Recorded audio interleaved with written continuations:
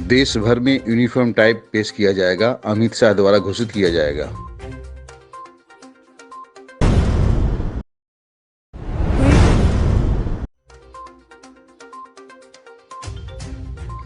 देश का इतिहास फिर से लिखा जाना चाहिए, गृह मंत्री की टिप्पणी।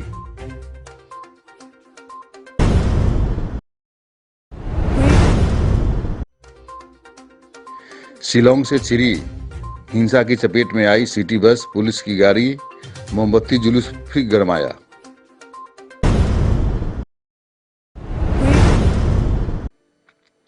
पूरे देश में एक समान नागरिक कानून और लागू करने की स्थिति बनाई जा रही है। यह भाजपा सरकार का पुराना वादा है। गृह मंत्री अमित शाह ने कहा कि सरकार लोकतांत्रिक प्रक्रिया के समान नागरिक कानून लागू करेगी। कुछ राज्यों में यह कानून पहले लागू हो चुका है। उन्होंने कहा कि इस पर विभिन्न चर्चाओं के बाद कानून बनाया जाएगा।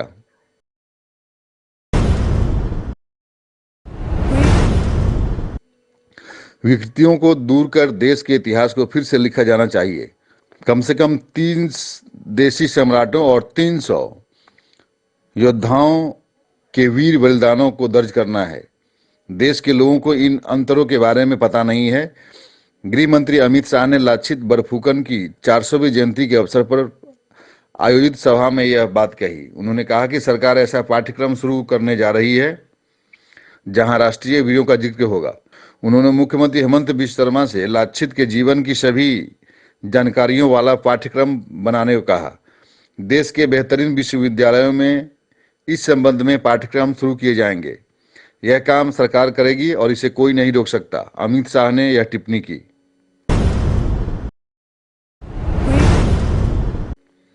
प्रधानमंत्री नरेंद्र मोदी ने लाछित बरफुकन को राष्ट्रीय नायक और वीरता का प्रतीक करार दिया। उन्होंने दिल्ली में उनकी 400वीं जयंती के अवसर पर आयोजित एक समारोह को संबोधित करते हुए यह बात कही। विज्ञान भवन में आयोजित कार्यक्रम में प्रधानमंत्री ने असमिया भाषा में अपने भाषण की शुरुआत की। महान नायक लासित बोरफुकन जी सारिखो बोसोरिया जयंती उपलक्षे देखोर राजधानी लोई ओहा आरु यात होमोबेतो हुआ आपनालुको होकोलुके मूल आंतरिक अभिवादन आरु हेवा जोनाइसु लासित बोरफुकन जैसी महान विभूतियां भारत मां की अमर संतानें इस अमृत काल के संकल्प को पूरा करने के लिए हमारी अविरत प्रेरणा है, निरंतर प्रेरणा है। उनके जीवन से हमें अपनी पहचान का, अपने आत्मसम्मान का बोध भी होता है और इस राष्ट्र के लिए समर्पित होने की ऊर्जा भी मिलती है। मैं इस पुण्य अवसर पर लसित बोरफुकन के महान शौर्य पराक्रम को नमन करता हूं। भारत को तलवार के जोर से कुचलने का मंसूबा पाले आक्रमणकारियों का मां भारती के कोख से जन्मे वीरों ने डटकर मुकाबला किया। लासित बोरफुकन भी देश के ऐसे ही वीर योद्धा थे।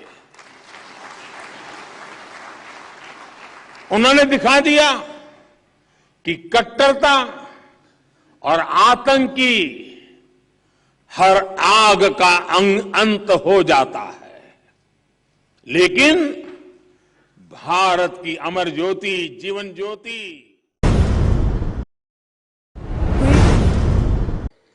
एयरलाइन कंपनी एलायंस एयर ने शुक्रवार से सिलचर इंफॉल हवाई अड्डे के लिए सिलचर उड़ान सेवा शुरू कर दी है।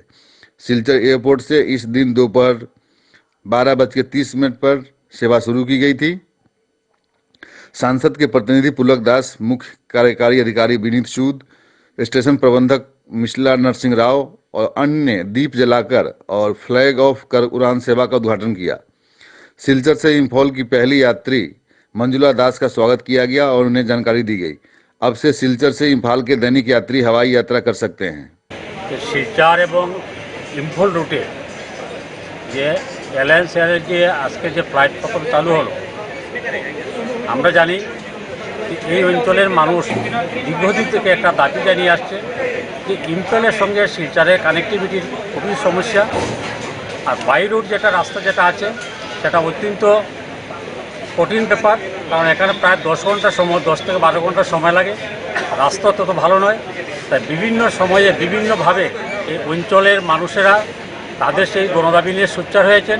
আর তাদের দাবিকে সম্মান জানিয়ে আমাদের শিলচরের যিনি সাংসদ ডাক্তার রাজদীপ রায়, উনি সিভিল এভিয়েশন মিনিস্টার জ্যোতিরাদিত্য সিন্ধিয়ার সঙ্গে উনি কথা বলেছেন যে এই যে অ্যালায়েন্স এয়ারের যে যারা অফিসিয়াল টপ যারা আছেন তাদের সঙ্গে কথা বলেছেন। সবার সঙ্গে কথা বলে শেষ পর্যন্ত একটা সিদ্ধান্ত হয়েছে যে শিলচর ইম্ফল রুটে প্রতিদিন নিয়মিতভাবে বিমান চলাচল করবে, এবং যেটার শুভারম্ভ আজকে 25 নভেম্বর 2022 শুরু হলো। আমাদের খুবই আনন্দ লাগছে।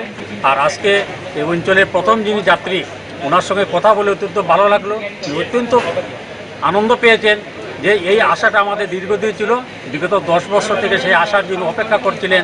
আজকে ওনারা খুব আনন্দের সহিত ওনার ফ্লাইটে উঠবেন এবং আপনারা ইম্ফল পৌঁছবেন, আর ইম্ফল থেকে যাত্রী এখানে আসবেন। আমরা কর্তৃপক্ষের সঙ্গে আলোচনা করে জেনেছি যে প্রতিদিন নিয়মিতভাবে সেই বিমান চলাচল করবে। আর আমাদের দীর্ঘদিনের যে গণদাবি যেটা ছিল, মানুষের যে যেটা অসুবিধা ছিল, সেই অসুবিধাটার একটা স্থায়ী সমাধান হয়েছে, সেটা আমরা বিশ্বাস রাখি।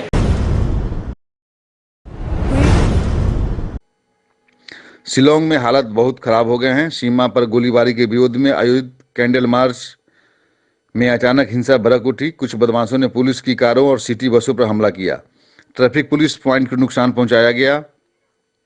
हालात बिगड़ते देख मेघालय में इंटरनेट सेवाएं बंद करने की अवधि को और बढ़ा दिया गया। मेघालय के मुख्यमंत्री कर्नाड संगमा ने कहा कि उन्होंने इस मामले को लेकर गृह मंत्री अमित शाह से बात की है। अमित शाह ने कहा कि केंद्र जल्द ही इस मामले में फैसला ले रहा है।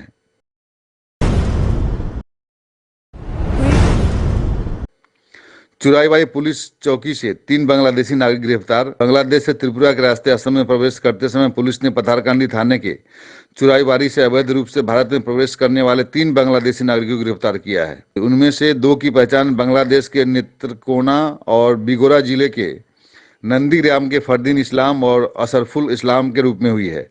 हालांकि अन्य व्यक्ति का नाम और पता नहीं चल सका। पुलिस ने उनके पास से 2 मोबाइल फोन, भारत का फर्जी पहचान पत्र और 2 देशों की कुछ नकदी बरामद की है। पुलिस पूछताछ के दौरान उन्होंने कहा कि वे काम की तलाश में अवैध रूप से भारत में प्रवेश कर गए थे। কাজের সন্ধানে তারা আজ থেকে প্রায় 1-1.5 বছর আগেই তারা কলকাতা বেনাপুলের বর্ডার দিয়ে তারা তামিলনাড়ুতে গিয়েছিল এবং সেখানে বিভিন্ন গার্মেন্টস কোম্পানিতে তারা কাজ করে। এতটুকু প্রাথমিক জিজ্ঞাসাবাদে তাদের কাছ থেকে পাওয়া গেছে। বাদ বাকিটা জিজ্ঞাসাবাদ চলছে। তো তারা ত্রিপুরায় কোথায় মানে যাওয়ার উদ্দেশ্যে এসেছিল স্যার? তারা ত্রিপুরাতে কৈলাসহর যাওয়ার উদ্দেশ্য ছিল। তারা কৈলাসহর দিয়ে সেখানে বাংলাদেশে যাওয়ার তাদের ইন্টেনশন ছিল, কিন্তু কৈলাসহর কার সাথে যাবে, কিভাবে যাবে সেই বিষয়ে এখন তারা কোনো কিছু খুলেনি। এই যে তথ্যগুলি মানে পরিচয়পত্র কি সবগুলি ডুপ্লিকেট? হ্যাঁ, এটা তারা প্রাথমিক জিজ্ঞাসাবাদে তারা স্বীকার করেছে তাদের যে পরিচয়পত্রগুলি সেগুলি সম্পূর্ণই ডুপ্লিকেট, এবং সেগুলি তারা দালাল মারফতে তামিলনাড়ুতে কোথায় বানিয়েছে সেই জায়গাটার নাম বলেনি।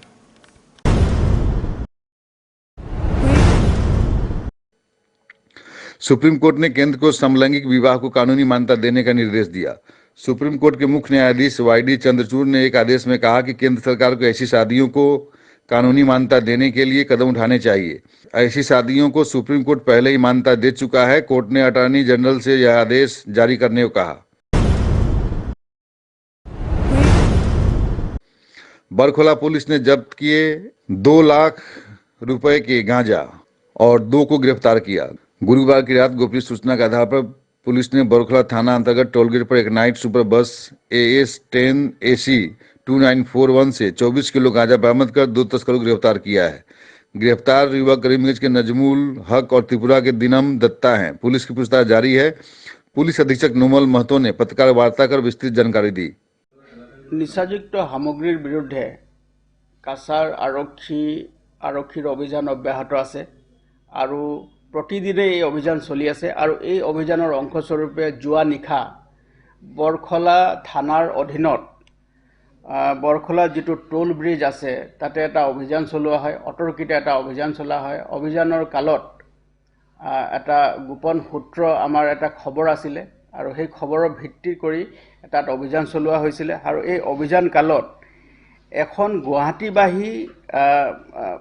গুৱাহাটীবাহী এটা নাইট ছুপাৰটোৰ নাম AS10AC2941 এইখন নাইট ছুপাৰখন আগৰতলাৰ পৰা আহিছিলে আৰু এই নাইট ছুপাৰখনৰ পৰা বৃহৎ পৰিমাণৰ গাঞ্জা আমি জব্দ কৰিছোঁ 24 কেজি গাঞ্জা আমি জব্দ কৰিছোঁ আৰু সেই গাঞ্জা জব্দ কৰাৰ লগতে দুজন সৰবৰাহকাৰী এজন হ'ল দিনন দত্ত তেওঁৰ ঘৰ হ'ল ত্ৰিপুৰাত আৰু এজন হ'ল নাজমুল হক তেওঁৰ ঘৰ হ'ল কলিমগঞ্জত এই দুইজন ব্যক্তিয়ে এই নাইট ছুপাৰৰ জৰিয়তে এই সামগ্ৰীখিনি গুৱাহাটীলৈ লৈ যোৱাৰ পৰিকল্পনা কৰিছিলে আৰু আমাৰ এই এটা অতৰ্কিতে যিটো আমি অভিযান চলাওঁ এই অভিযান কালত আমি এই বৃহৎ পৰিমাণৰ গাঞ্জা আমি জব্দ কৰিবলৈ সক্ষম হওঁ